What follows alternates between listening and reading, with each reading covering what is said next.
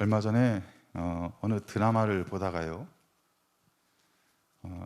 여자 주인공이 남자 주인공한테 평상시 드라마에서 잘 들어보지 못한 대사를 하더라고요. 그 대사를 듣는데 매우 어색했습니다.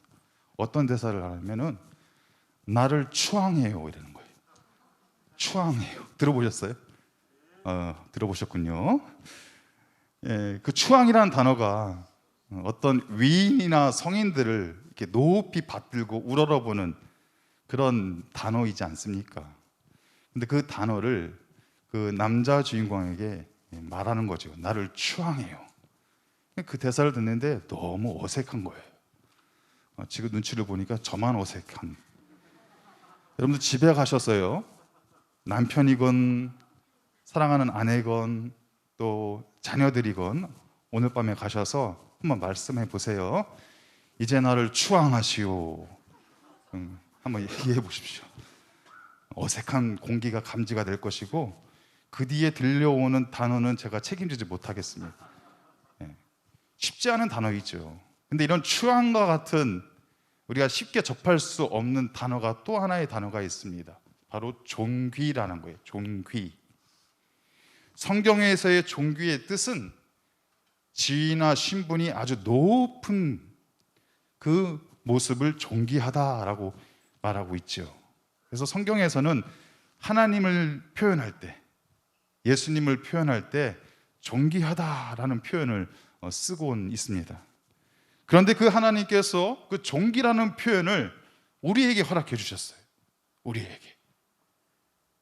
그 신분과 지위가 우리가 가늠할 수 없이 높은 분을 가리켜 존귀하다라는 그런 표현을 쓰는데 바로 우리에게 그런 표현을 허락해 주셨다는 것입니다. 시편 8편 5절에서요, 우리를 영화와 존귀로 관을 씌우셨나이다 라는 표현을 쓰고 있습니다. 잠언 15장 33절에서 겸손한 자에게 존귀를 상급으로 주셨나이다 라는 표현을 쓰고 있어요. 하나님께서 바로 우리를 향해서 하나님의 형상에서나 어울릴 법한 존귀라는 단어를 우리에게 선물로 주시고 상급으로 주셨다라는 것입니다. 그래서 저와 여러분이 존귀한 자들이 되는 것입니다. 이 시간에는 존귀한 사람들로서 어떻게 살아가야 될까라는 그 질문을 던지면서 존귀한 자로 살아가다라는 제목으로 말씀을 함께 경청하고 기도하는 시간을 갖도록 하겠습니다. 오늘 말씀의 배경이 되는 것은 강대국 아수르 앞에 놓여있는 이스라엘의 운명입니다. 이게 지금 어떤 상황이냐면 아주 배고픈 사자 앞에 놓여있는 아주 작은 강아지 신세라는 것이에요. 우리의 모습이 그런 모습으로 살아가고 있지 않습니까? 거대한 세상의 폭풍 앞에서, 그러한 공격과 위협 앞에서 우리가 바들바들 떨면서 살아가고 있는 모습이 바로 지금 아수르 앞에 놓여있는 이스라엘의 모습이다라는 것이죠. 도저히 빠져나갈 수가 없습니다. 도저히 내가 그것을 막아낼 수가 없어요. 도저히 견뎌낼 수 없는 어려움과 힘든 일들이 비일비재하게 우리의 상황 속에서 일어날 수 있다라는 것입니다. 이스라엘은 이 위기를 스스로 극복할 수 없다라고 판단한 거예요. 그래서 그들이 선택한 방법이 뭐냐면 또 다른 강대국이었던 애굽을 의지하러 가자라고 말하고 있는 거예요. 이게 어떤 심리냐면 아주 바로 무당이 굿하는 심리와 똑같은 겁니다. 이 가정에 귀신이 들렸어요. 그런데 이 귀신 쫓아내려고 구슬을 하면서 더 힘센 귀신을 지금 모셔오고 있는 거예요. 지금 이스라엘이 자신들의 눈앞에 있는 그 위기를 돌파하는 방법을 바로 이런 방법으로 지금 사용하고 있다라는 것입니다. 그러한 모습을 누가 보고 있는 거예요? 이사야 선지자가 보고 있는 거예요. 이사야 선지자가. 위기가 있을수록, 그 어려운 문제가 있을수록 더욱 하나님을 의지해야 되는데 그 하나님을 의지하지 않고 세상의 힘을 의지하고 세상의 방법을 찾고 있는 그 이스라엘 백성들을 향해서 경고하고 있는 거예요. 그리고 말하는 겁니다. 하나님께로 돌아오라. 하나님께 돌아오라 라고 외치고 있는 거예요. 오늘 본문 1절에서 보시면 장차 한 왕이 이스라엘에게 오실 것이다 라고 말씀하고 있습니다. 이 왕이 누굴까요? 지금 아무런 생각도 하지 않고 살아가고 있는 그 이스라엘 백성들, 그들을 향해서 공의로 통치하시고 정의로 다스리실 그 왕이 오시겠다 예언하고 있는 것입니다. 시대적으로 본다면 이스라엘 백성들이 곧 만나게 될 히스기야 왕을 말하고 있는 거예요. 하지만 이사야의 예언은 거기서 끝나는 것이 아닙니다. 온 우주를 다스릴 왕, 온 열방을 다스릴 메시아, 그 메시아를 예언하고 있는 거예요. 이미 앞에서 여러 차례 메시아 예언을 했지요. 그리고 지금 이 본문에서 네 번째 메시아 예언을 이사야 선지자가 펼쳐주고 있는 것입니다. 그렇다면 그 의의 왕이 오시면 어떤 일이 벌어지는 것일까?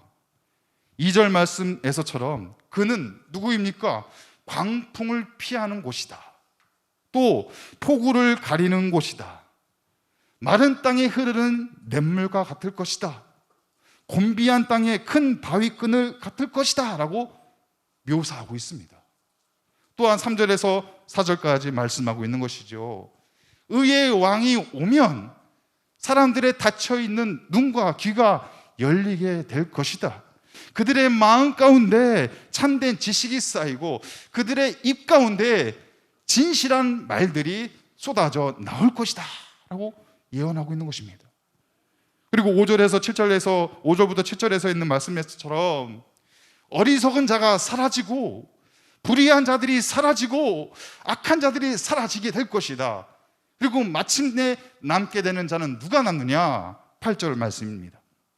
존귀한 자는 존귀한 일을 계획하나니 그는 항상 존귀한 일에 서리라. 여러분, 이 8절 말씀에서요, 존귀가 몇 번 나오죠? 아멘. 3번 나옵니다. 3번 나와요. 3번 강조하고 있어요. 존귀한 자들이 존귀한 일들을 계획하고 존귀한 일에 서게 될 것이다 라고 말하고 있는 거예요. 그럼 존귀한 자들이 누구일까요?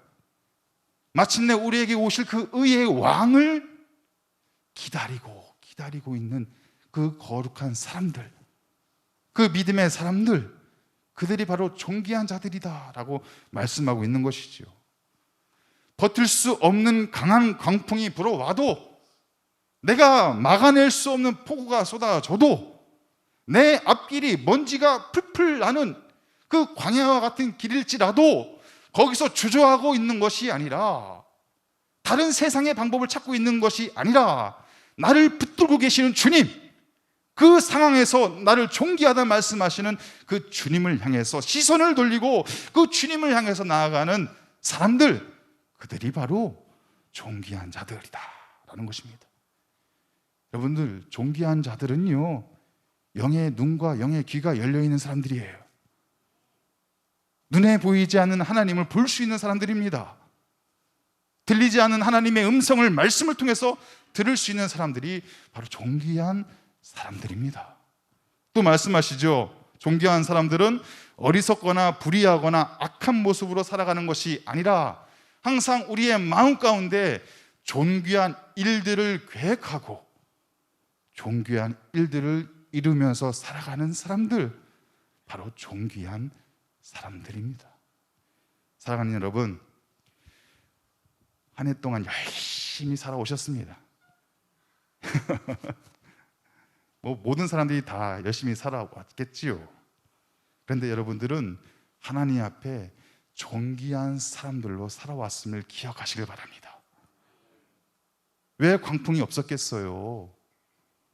왜 여러분들의 인생 속에서 막아낼 수 없는 폭우와 같은 일들이 없었겠습니까? 왜 여러분들이 걸어왔던 그 인생길에서 먼지만 가득한 그런 광야길들이 없으셨겠습니까? 그런데 돌아보세요. 지나오셨어요. 거기서 아이고 어떡하지 하고 한탄하며 주저앉은 것이 아니라, 그래도 버텨내고, 그래도 나를 붙잡고 계시는 주님을 향해서 시선을 돌리고 뚜벅뚜벅 눈물을 흘리며 걸어오셨습니다. 그래서 여러분들이 존귀한 백성들이 되는 것이죠. 여러분, 새해에는 어떻게 살아가시기를 다짐하십니까? 다른 거 없어요. 그저 하나님이 나를 존귀하다 말씀하시니 존귀한 사람들처럼 살아가시면 되는 것입니다. 왜 광풍이 없겠습니까? 새해에도? 왜 폭우가 안 내리겠어요? 왜 마른 땅이 없겠습니까? 하지만 뚜벅뚜벅 걸어가시는 겁니다. 하나님이 존귀하다 말씀하시니 존귀한 사람답게 살아가시는 것이죠. 그런데 문제는 뭐냐면 우리가 존귀하게 되고 싶다고 저절로 되는 것이 아니죠. 그럼 다 되게요. 우리를 존귀하게 만드시는 분이 있다는 겁니다. 내가 존귀하고 싶다고 해서 존귀하게 되는 것이 아니라 나를 존귀하게 만들어 가시는 그분이 있다는 거예요. 오늘 이사야 32장 33장에서는 우리를 존귀하게 만들어 가시는 그 하나님을 뭐라고 소개하고 있냐면 여호와 멜렉, 여호와가 나의 왕이시다라는 표현으로 우리에게 하나님을 소개하고 있는 것입니다. 여호와 멜렉. 여러분, 온 우주의 왕이신 하나님께서 우리를 존귀하게 만들고 계심을 믿으시기를 바랍니다. 세상에는 두 종류의 사람이 있습니다. 내가 존귀하게 되기 위해서 애쓰고 수고하는 사람이에요. 나를 존귀하게 할 수 있는 것이 뭐지? 많은 돈이 필요하겠구나. 돈을 열심히 법니다. 아니야. 공부를 열심히 해서 좋은 직장에 들어가서 내가 존귀하게 될 수 있어. 그 방법을 선택한 사람들도 많아요. 아니야. 더 새 집, 더 큰 집. 내가 그것을 가면 나는 존귀한 사람이 될 거야. 스스로 존귀하게 만들려고 하는 사람들이 있어요. 또 다른 사람들은 나를 존귀하게 만드시는 그분을 의지하는 사람들입니다. 나를 존귀하게 하시는 분. 다시 말씀드릴까요? 스스로 왕이 되고 싶어하는 사람들이 있어요. 그런데 그것이 아니라 나를 왕의 자녀로 부르시는 그분을 의지하며 살아가는 사람들이 있습니다. 제가 쭉 한번 아까부터 봤는데요, 왕이 되실 만한 분은 없는 것 같아요. 스스로. 아니에요. 저는 왕이 되고 말 거예요. 저는 왕이 될 수 있어요 라고 하시는 분은 손 들어주세요. 이따가 우리가 중보기도 해드릴게요. 여러분, 근데 저는 확신해요. 우리가 왕이 될 수는 없지만 저와 여러분은 이미 왕의 자녀임을 믿으시길 바랍니다.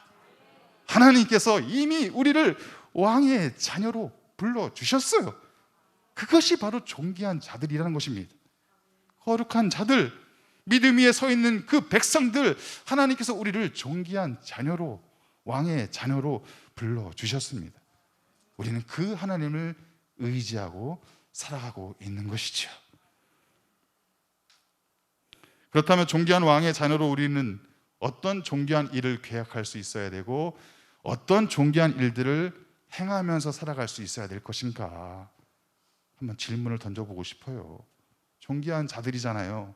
하나님이 존귀하다, 너는 귀한 백성이야, 귀한 나의 자녀야 라고 말씀하실 때 우리가 존귀한 일들을 이루면서 살아가야 되잖아요. 우리의 머릿속에서 존귀한 일들을 계획하면서 살아갈 수 있어야 되잖아요. 그것이 뭘까? 존귀라는 단어의 원어는 나다부입니다. 나다부. 이것이 존귀예요. 이 원어의 뜻은 자원하는 마음으로 베풀고 아낌없이 나누어주는 그 마음을 바로 나다부에서 찾아볼 수가 있는 거예요. 아낌없이 나누어주는 거예요. 아낌없이 베풀어주는 거예요. 여러분, 우리를 위해서 아낌없이 나누어주고 베풀어주기 위해서 오신 존귀한 왕이 누구이십니까? 인간의 몸을 입고 오신 그분, 누추한 구유에서 태어나신 그분, 십자가에 달려서 피를 흘리며 그 모진 고통을 당하시기까지 우리를 사랑하신 그분, 우리의 존귀한 왕, 그 존귀의 뜻을 그대로 우리에게 펼쳐주시고 우리에게 모든 것 다 쏟아주셨던 그분 누구이십니까? 예수님이신 거죠. 예수님. 바로 존귀한 왕 예수 그리스도가 우리에게 그의 모든 것을 나누어 주고 베풀어 주었다라는 것입니다. 그 예수님께서 우리를 새롭게 하시는 거예요. 그 예수님께서 우리를 아름답다 말씀하시는 것입니다. 그 예수님께서 우리의 가정을 화평하게 하시고 우리에게 안전한 거처를 허락해 주시고 우리에게 평안한 안식처를 공급해 주시는 것입니다. 이 말씀은 어디서 찾아볼 수 있을까요? 오늘 이사야 32장 15절과 18절에 있는 말씀입니다. 마침내 위에서부터 영을 우리에게 부어 주시리니 광야가 아름다운 밭이 되며 아름다운 밭을 숲으로 여기게 되리라. 내 백성이 화평한 집과 안전한 거처와 조용히 쉬는 곳에 있게 되리라. 아멘. 우리에게 모든 것을 쏟아주신 그 존귀한 왕 예수님께서 우리에게 이런 약속의 선물을 허락해 주시는 것입니다. 이러한 존귀한 백성으로 존귀한 자로 살아갈 수 있는 우리 모두가 되시기를 바랍니다. 여러분, 우리가 예수님처럼 나누어주고 꾸어주고 베풀어 줄 수 있는 사람들이 되어야 되지요. 예수님께서 우리에게 그런 존귀한 모습을 보여주셨잖아요. 그러면 우리도 이제 위로가 필요한 사람들에게 이 성탄의 위로를 전해야 됩니다. 사랑이 필요한 자들에게 찾아가서 이 성탄의 사랑을 전해줘야 되는 거예요. 기쁨에 목말라 하는 사람들 있잖아요. 삶의 고단한 무게 앞에서 기쁨과 즐거움을 잃어버린 사람들이 있습니다. 웃음을 잃어버린 사람들이 있습니다. 그들에게 찾아가 성탄의 기쁨을 전해야 되죠. 여러분, 이것이 바로 우리에게 맡겨주신 존귀한 일이며 존귀한 자가 감당해야 될 사명임을 믿으시길 바랍니다. 그러한 사명을 통해서, 그러한 존귀한 일들을 이루어감을 통해서 하나님께서 이렇게 말씀하셨으면 좋겠어요. 아, 참 귀하다. 참 귀하다. 너희가 나의 자녀인 것이 너무 자랑스럽다. 내가 새로운 미래, 새로운 일들, 새로운 역사를 너를 통해서 이루어갈게. 그 놀라운 하나님의 계획과 뜻을 우리의 마음속에 품고, 여러분, 한 해 열심히 살아오셨잖아요. 이제 또 열심히 살아가자고요. 존귀한 자답게 나누어주고 꾸어주고 베풀어주고 모든 것을 채워줄 수 있는 넉넉한 마음의 소유자들로 살아가시는 우리 모든 분들 되시기를 주님의 이름으로 축원합니다. 하나님 아버지, 감사합니다. 부족한 우리를 존귀하다 여겨주시고 존귀한 자로 살게 하여 주심을 감사합니다. 어떤 상황에서도, 어떤 어려움 속에서도 나의 왕이신 여호와 하나님, 나의 존귀한 왕이신 예수 그리스도 결코 우리 마음속에서 잊지 않게 하여 주시옵시고 존귀한 자답게 나눠주고 꾸어주고 베풀어 줄 수 있는 넉넉한 하나님의 백성들 다 되게 하여 주시옵소서. 감사하며 예수 그리스도의 이름으로 기도하옵나이다.